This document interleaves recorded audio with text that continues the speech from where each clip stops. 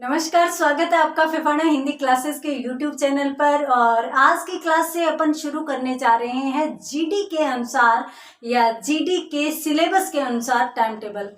तो देखिए, जीडी के सिलेबस में यदि अपन देखें हिंदी के टॉपिक्स, हिंदी व्याकरण के टॉपिक में, तो सबसे पहले तो वही टॉपिक्स रहते हैं जो अपन इस क्लास में, इस चैनल की क्लास में पढ़ चुके हैं। जैसे संधि से शुरू होता है, संधि के बाद उपसर्ग, प्रत्यय, समास, ये सारे के सारे टॉपिक इसमें रहते हैं। परंतु दो टॉपिक जो अलग रहते हैं, पहले अपन उनको क्लियर करेंगे। तो दो टॉपिक वो कौन से हैं जो अलग रहते हैं, और शायद उन्हीं टॉपिक्स को अपन बहुत कम पढ़ते हैं, और कम पढ़ते हैं। टॉपिक बहुत आसान है और सीमित भी हैं। साथ साथ इनसे संबंधित यदि प्रश्न आ जाए तो एक बार यदि टॉपिक क्लियर कर लिया तो गलत होने की भी संभावना नहीं रहती, परंतु अपना ध्यान ही नहीं जाता, अपन उन टॉपिक्स को देखते तक नहीं है।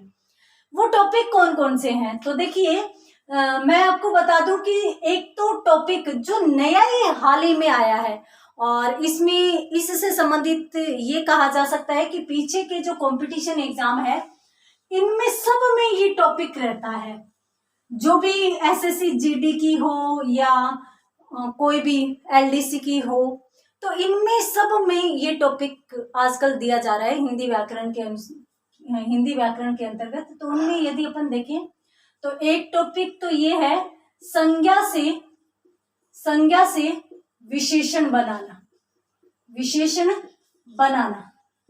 तो ये टॉपिक वर्तमान एग्जाम की दृष्टि से महत्वपूर्ण माना जा रहा है। हालांकि इससे संबंधित प्रश्न हर एक एग्जाम में आते हैं, चाहे यह टॉपिक एग्जाम में रहे चाहे नहीं रहे, परंतु फिर भी जहां पर ये विशेष तौर पर दिया जाता है तो वहां पर इसकी संभावना और अधिक बढ़ जाती है। और जीडी के अनुसार यदि अपन देखें, दूसरे टॉपिक की बात करें तो दूसरा टॉपिक यहाँ पर है कार्यालयी पत्र। तो सबसे पहले मैं आपको बता देती हूँ कि अपन इन्हीं दो टॉपिक्स का अध्ययन करेंगे, उसके बाद अपन पूरी व्याकरण को क्रमानुसार लेकर चलेंगे। तो चलिए आज से शुरू करते हैं जीडी स्पेशल हिंदी व्याकरण का सिलेबस।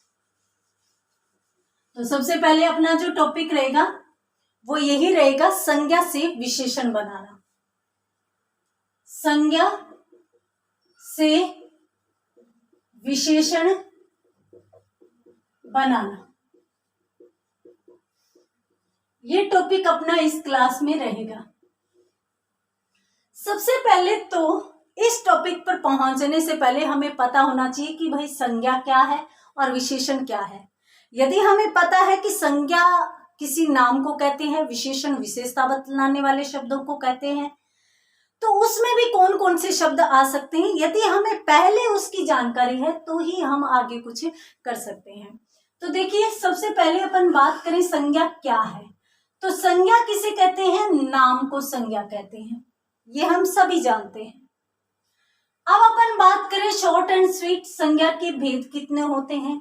तो जिस संज्ञा के 3 भेद माने गए हैं, कौन कौन से, व्यक्तिवाचक संज्ञा, दूसरा जातिवाचक संज्ञा, और तीसरा भाववाचक संज्ञा। ये 3 भेद संज्ञा के माने गए हैं। इनमें यदि अपन बात करें व्यक्तिवाचक संज्ञा की, तो अक्सर ये मान लेते हैं बच्चे कि व्यक्तिवाचक संज्ञा में व्यक्ति का नाम होगा, व्यक्तियों से संबंधित बातें होगी, जातिवाचक में जाति से संबंधित होगी, भाववाचक में हमारे भाव होते ही हैं। नहीं, ऐसी बात नहीं है।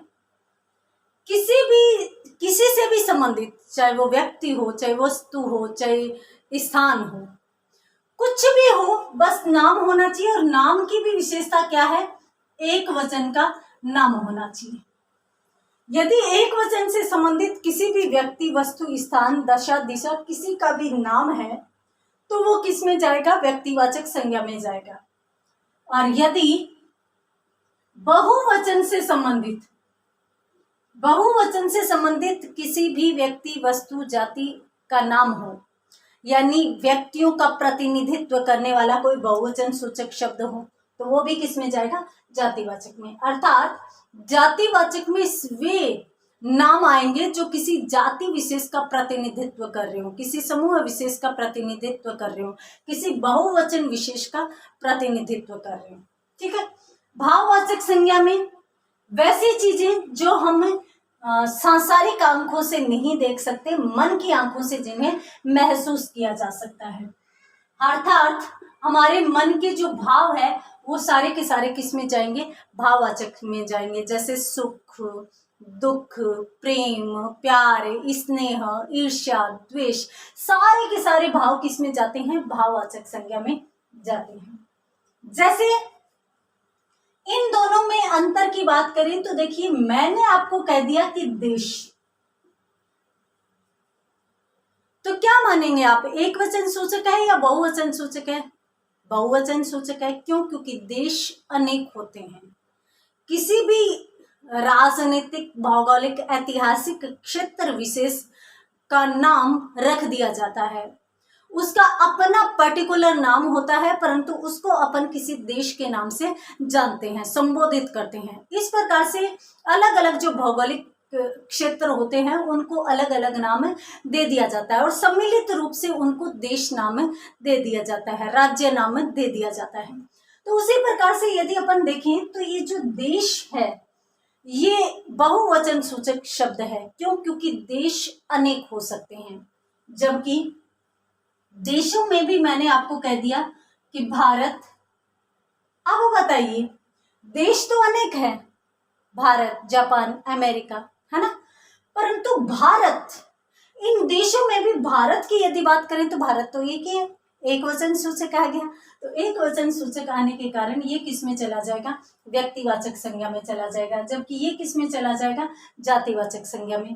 उसी प्रकार से अपन छोटा सा एक उदाहरण और लें तो नदी। अब नदियां तो बहुत सारी हैं, है ना।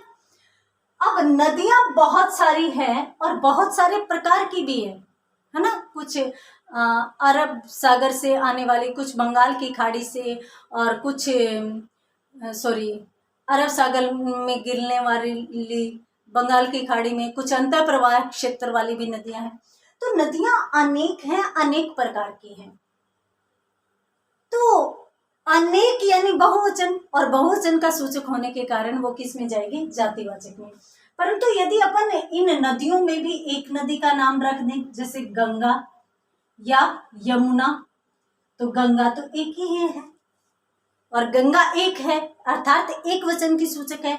एक वचन की सूचक होने के कारण किस में जाएगी? व्यक्तिवाचक संज्ञा में जाएगी। तो इस प्रकार से जातिवाचक में बहुवचन सूचक शब्द जाएंगे, जबकि व्यक्तिवाचक में एक व्यक्ति विशेष से संबंधित, और व्यक्ति विशेष में भी अपन उन सभी चीजों को लेंगे जो एक वचन के सूचक हो, अर्थात वस्तु हो, चाहे स्थान हो, किसी का भी नाम हो, दशा का नाम हो, दिशा का नाम हो, यदि एक वचन का सूचक है तो वो किस में जाएगा? व्यक्तिवाचक में। इसमें अपन देख ही चुके, भाव का नाम, सुख हो गया, दुख हो गया, ईर्ष्या हो गया, प्रेम हो गया, ये सारे के सारे किस में जाएंगे? भाववाचक संज्ञा में जाएंगे। तो इस प्रकार से संज्ञा 3 प्रकार की होती है, व्यक्तिवाचक, जातिवाचक, भाववाचक। इतना क्लियर है? यानी एक वचन वाले नाम किस में जाएंगे? व्यक्तिवाचक में। बहुवचन वाले सारे नाम जाएंगे जातिवाचक में, जबकि भावों से संबंधित सारे के सारे नाम किस में जाएंगे? भाववाचक संज्ञा में। यहां पर मैं एक चीज और बता देती हूं, बहुवचन तो आप देख ही चुके, अर्थात किसी समुदाय या जाति विशेष का प्रतिनिधित्व करने वाले शब्द। इसके साथ साथ यदि कोई पदार्थ है तो वो भी किस में जाएगा? जातिवाचक संज्ञा में जाएगा। अब पदार्थ में अपन दोनों पदार्थ ले सकते हैं, द्रव्य पदार्थ भी ले सकते हैं, खनिज पदार्थ भी ले सकते हैं।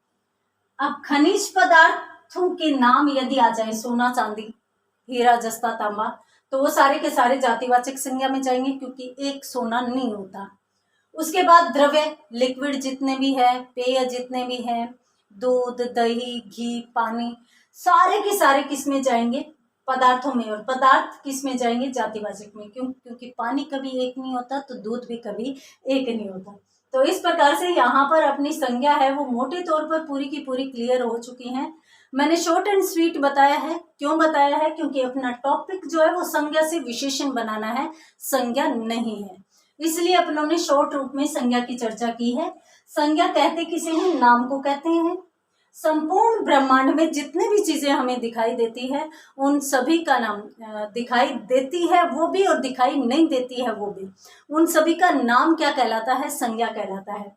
तो इस आधार पर संज्ञा को 3 भागों में बांटा जा सकता है। व्यक्तिवाचक में एक वचन से सूचक सभी के सभी शब्द शामिल किए जाते हैं। जातिवाचक में बहुवचन से संबंधित सभी के सभी शब्द शामिल किए जाते हैं, जबकि भाववाचक में अदृश्य चीजों को शामिल किया जाता है, अर्थात हमारे भावों जिसे हम महसूस करते हैं उसे शामिल किया जाता है।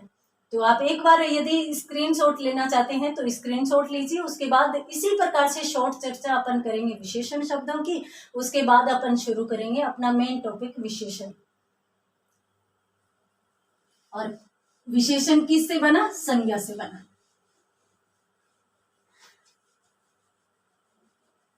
तो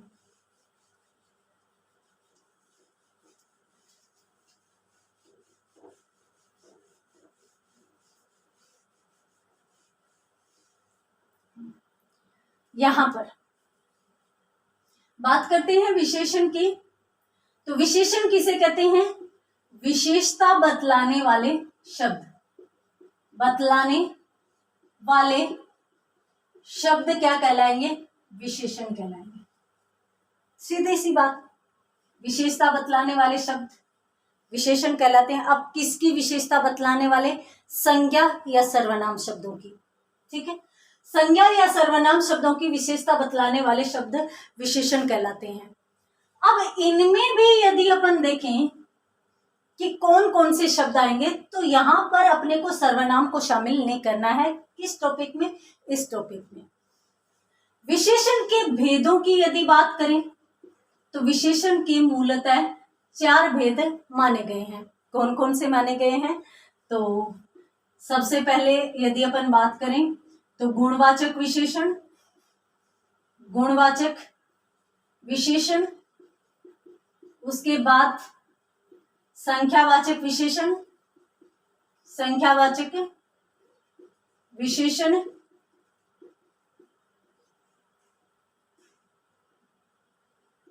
परिमाणवाचक विशेषण, परिमाणवाचक विशेषण, उसके बाद अंतिम चतुर्थ भेद कौन सा है? सार्वनामिक विशेषण। ये लीजिए। अब यहां पर बात करते हैं कि इसमें कौन कौन सी चीजें जाएगी। तो देखिए, गुणवाचक विशेषण में गुण दोष सभी से संबंधित विशेषता बतलाने वाले शब्द आते हैं। और पहले ही मैं आपको बता देती हूं कि ये एक बहुत बड़ा प्रकार है विशेषण का। सबसे बड़ा प्रकार जो गुणवाचक विशेषण है वही माना जाता है। क्यों माना जाता है इसको अपन और अधिक क्लियर करेंगे, लेकिन पहले चलते हैं संख्यावाचक विशेषण के पास। देखिए, संख्यावाचक विशेषण जैसा कि नाम से स्पष्ट है, संख्या से संबंधित विशेषता बतलाने वाले शब्द आएंगे। अब इसमें 2 प्रकार के शब्द आ सकते हैं। निश्चित संख्यावाचक वाले भी आ सकते हैं और इसके साथ साथ अनिश्चित संख्या वाले भी आ सकते हैं। तो निश्चित संख्यावाचक भी इसमें संख्यावाचक में जाएंगे और अनिश्चित संख्या बताने वाले भी संख्यावाचक विशेषण में जाएंगे।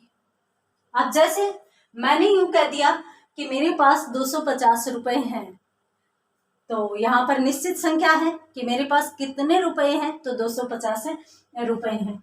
तो यहाँ पर ये निश्चित संख्या बता दी, तो इसलिए ये किस में जाएगा? संख्यावाचक विशेषण में जाएगा। यदि मैंने यूं कह दिया कि मेरे पास लगभग 250 रुपए हैं, और या मैंने यूं कह दिया कि मेरे पास सैकड़ों रुपए हैं, तो वहां पर अनिश्चितता हो जाएगी। निश्चित रूप से कहा नहीं जाएगा कि कितने रुपए हैं। तो वो सारी की सारी संख्याएं भी किस में जाएगी? संख्यावाचक विशेषण में जाएगी। बात करते हैं परिमाणवाचक की। तो परिमाण का शाब्दिक अर्थ होता है मात्रा, माप या तोल। ठीक है, तो माप या तोल से संबंधित विशेषता बतलाने वाले सारे के सारे शब्द किसमें जाएंगे? परिमाणवाचक विशेषण में जाएंगे।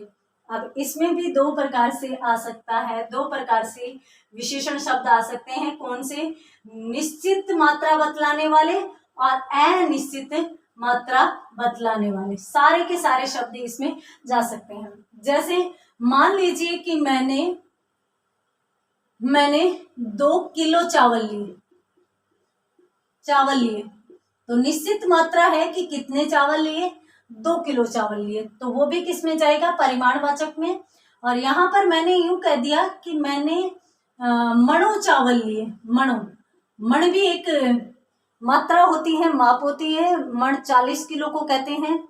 तो मैंने 1 मण नहीं कहा, 1 मण कहती तो 40 किलो हो जाता, तो वहां पर तो निश्चितता आ जाती, परंतु मैंने कहा मणों यानी मैंने अनेक मण चावल लिए। अब अनेक मण जब चावल लिए तो वहां पर परिमाण का संदेश होने के कारण या परिमाण होने के कारण वहां पर अनिश्चित परिमाणवाचक विशेषण माना जाएगा।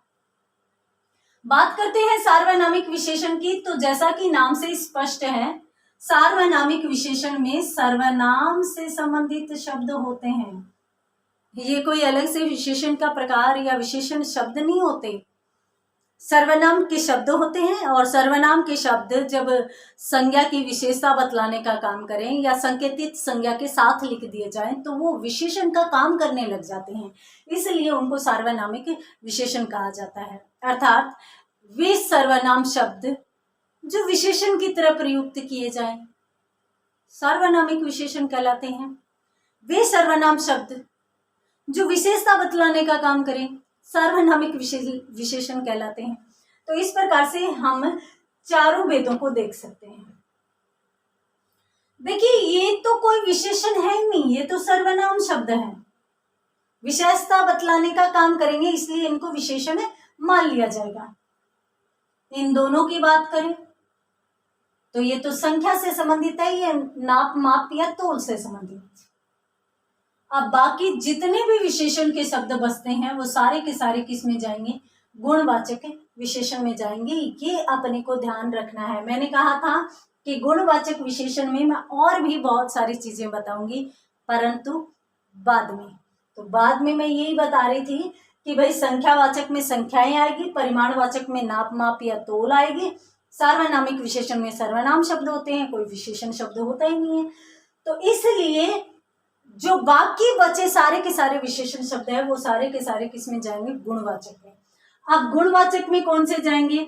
गुण से संबंधित आ जाए, चाहे दोष से संबंधित आ जाए, चाहे दशा से संबंधित आ जाए, चाहे दिशा से संबंधित आ जाए, चाहे आकार से संबंधित आ जाए, किसी से भी संबंधित आ जाए, ध्वनि से संबंधित आ जाए, स्वाद से संबंधित आ जाए, किसी से भी संबंधित विशेषण शब्द आ जाए, वो सारे के सारे किस में जाएंगे? गुणवाचक के विशेषण में जाएंगे। तो इस प्रकार से विशेषण 4 प्रकार के होते हैं: गुणवाचक, संख्यावाचक, परिमाणवाचक और उसके बाद सार्वनामिक। चारों को अपनों ने देखा, समझ में आया होगा। नहीं आया तो एक ट्रिक और ले लेते हैं, है ना? आएगा क्यों नहीं, जाएगा कहाँ? तो देखिए, किसी भी वाक्य में यदि समझ में नहीं आ रहा हो कि कौन सा विशेषण है, कौन सा विशेषण है, ये आपको समझ ही नहीं आ रहा है, क्या करेंगे? कहाँ जाएंगे? तो आप उस वाक्य में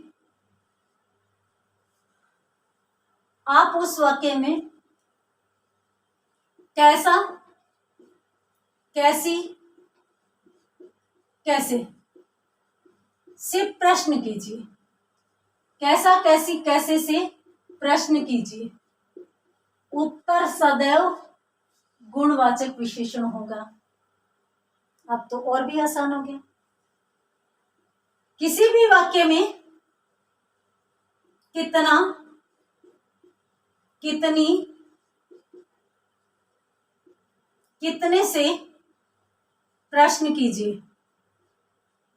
उत्तर सदैव संख्यावाचक या परिमाणवाचक जाएगा। ठीक है, अब संख्यावाचक और परिमाणवाचक को तो एक में ही डाल दिया, तो अब इसमें समस्या आ सकती है? बिल्कुल नहीं आएगी। क्यों नहीं आएगी? क्योंकि देख लेना, गिना जा रहा है या नहीं जा रहा। जो गिने जाने वाले हैं वो संख्यावाचक में जाएंगे और जो नहीं गिने जाने वाले हैं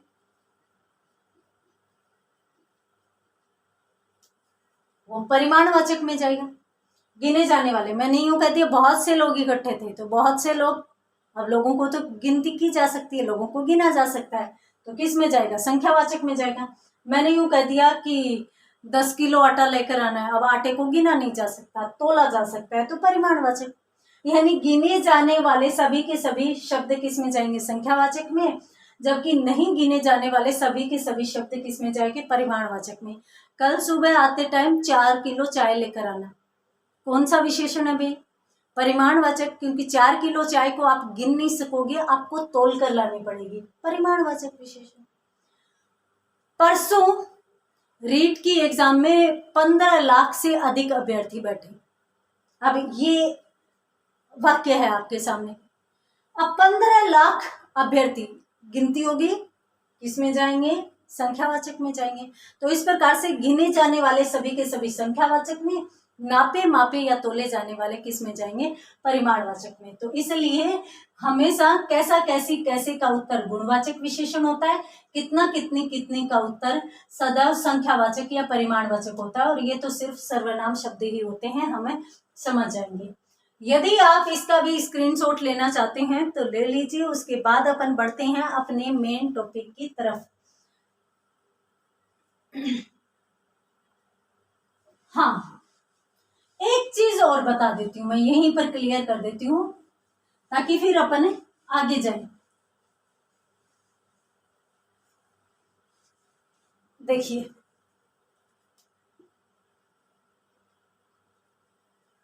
अब ये है, देखिए ये जो विशेषण है ना, इसके 2 भेद और माने जाते हैं। कौन कौन से? 2 अन्य भेद और माने जाते हैं। अन्य भेद वो कौन कौन से? वो मैं इसलिए बता रही हूँ क्योंकि अक्सर उनसे प्रश्न पूछे जाते हैं। एक तो आता है व्यक्तिवाचक, व्यक्तिवाचक विशेषण, और दूसरा आता है भिन्नतावाचक विशेषण। इसकी ज्यादा बड़ी बात नहीं है, ये नहीं पूछा जाता क्योंकि इसमें अनेक, प्रत्येक इस प्रकार के शब्द आते हैं।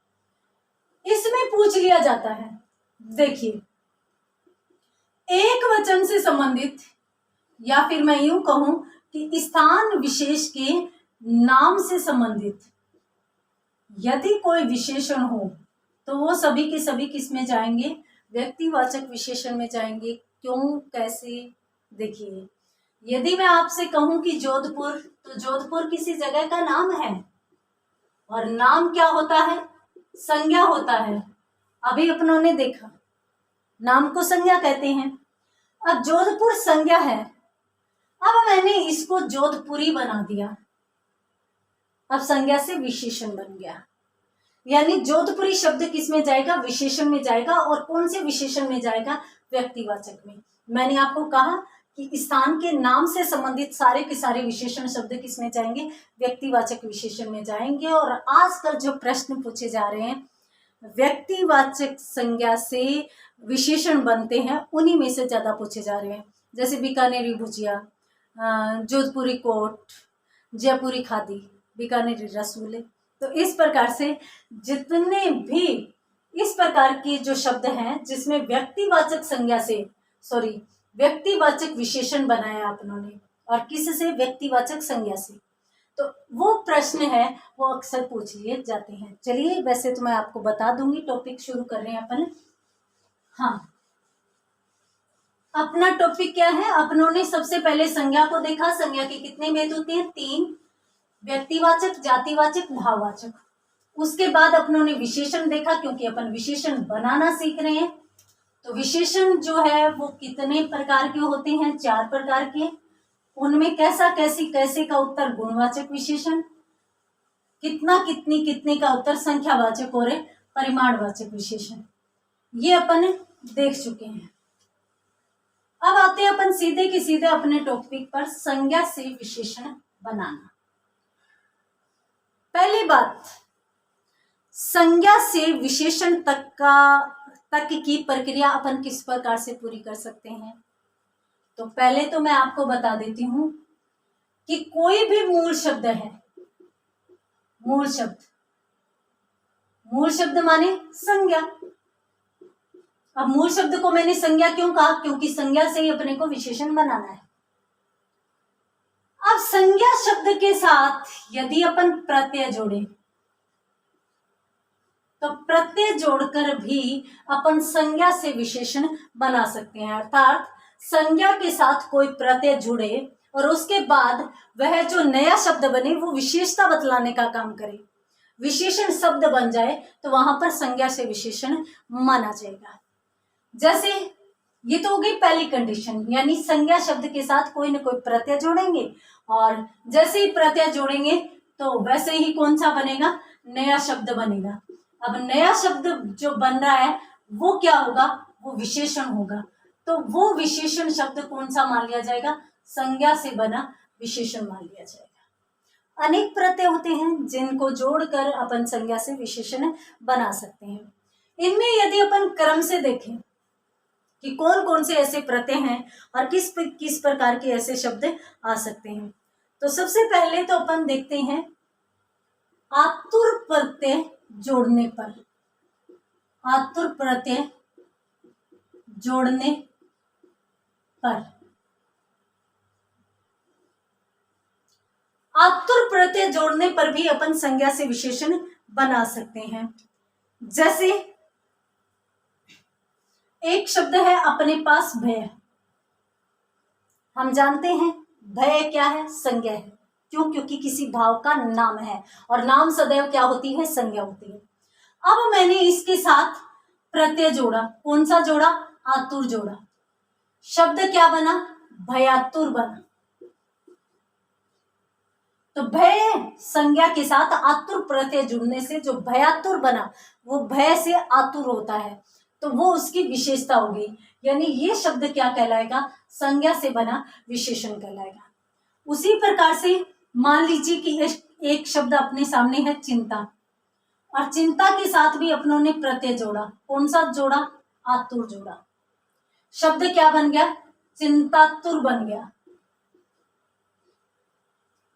अब चिंतातुर यानी चिंता करने के लिए जो आतुर होता है वही, तो इस प्रकार से यह शब्द भी किस में जाएगा, संज्ञा से बने विशेषण में जाएगा।